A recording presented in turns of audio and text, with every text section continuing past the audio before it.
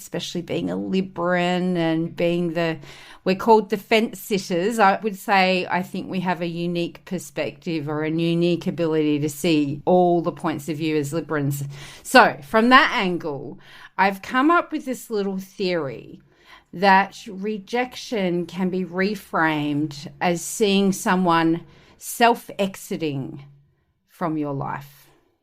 Wow, I think this is overcomplicating things. This is overcomplicating matters. Welcome to my brain. I understand that your theory is helping you cope with the situation, and we like to find justifications to endure the pain or the rejection itself. I would like to give you just right straight at your head something very important, and I wish for you keep it for the rest of your life and beyond and spread it. Just know it with every single cell in your system. So when someone's rejecting you, let me ask you that. Why would you want to have anything to do with a person who apparently does not want to have anything to do with you? Why? That's a great question, Daisy, but it doesn't really allow for the emotional attachment that you would have to that person in circumstances. So what you're talking about doing is asking a logical question to an emotional state. Which in turn helps you to change your emotional state. Thoughts lead to feelings, feelings lead to behavior. So, when you change your thinking, you will change how you feel about it, and therefore you will be able to behave in a different way, even to a person who rejected you. But I'm catching you in here because here's the thing. When you try to cope with a situation by justifying other people's behavior, it's a trap.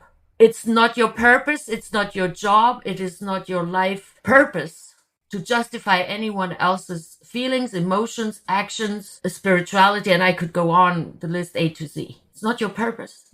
That's one way of looking at it, that I'm justifying it, but it's not about justifying it for me. It's about understanding why it's happening. Because for me, and I am quite logic-based, if I can understand something, then I can deal with it much, much easier.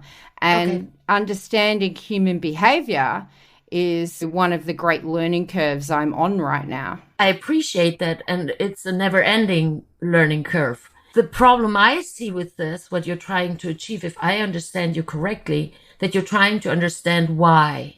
Now, in order to understand their why, whomever they are, you would have to think like them, feel like them, have had the same experiences as they had, and have had to give the same meaning that they gave to specific perceptions that they went through.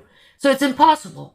So why would you try to participate in Mission Impossible? Unless you're Tom Cruise, then you can do that. Well, hang on. Now you're saying that empathy can't be achieved. We did not hear you say empathy before. Maybe you thought it. I have not heard that. Hang on. Okay, let me expand, because for me, empathy is understanding why they do that, what led them to that, the understanding what it feels like for them. To me, that's empathy. And that's the same thing as when I'm saying I want to understand from their point of view why they're doing that. It makes it easier for me. That's the same thing as empathy for me. Mm-hmm. Mm-hmm. Well, okay, yeah. I'm glad you clarified and defined the word empathy for you in this particular context, or in this specific context. It's very important. I feel strongly that empathy not necessarily includes that I understand why another person is doing what they do, why they do what they're doing.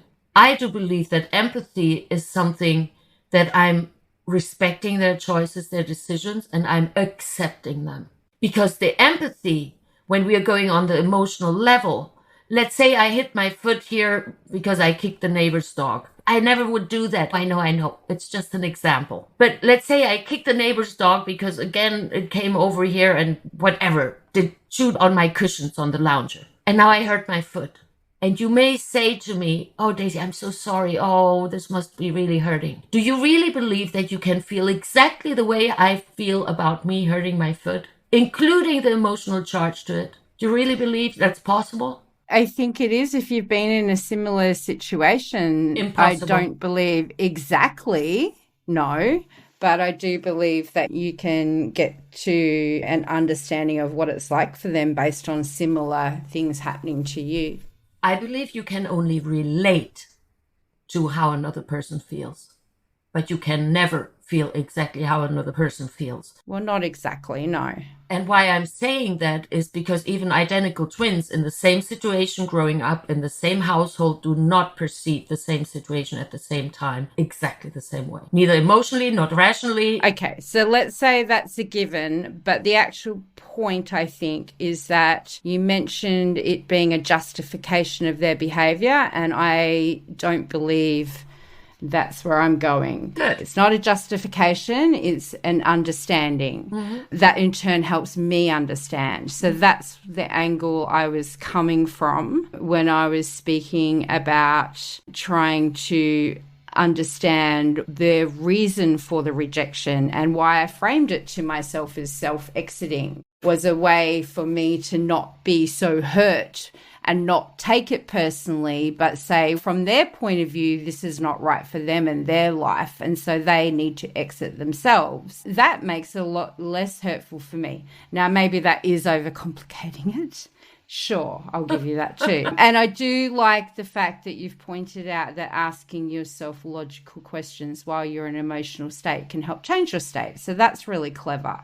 And I think something that is easily put into action in anybody's life. So maybe that's a great direction to go down here when we're talking about how to help our listeners when they are feeling rejected. I'm all about behavior. I do believe behavior is all that matters.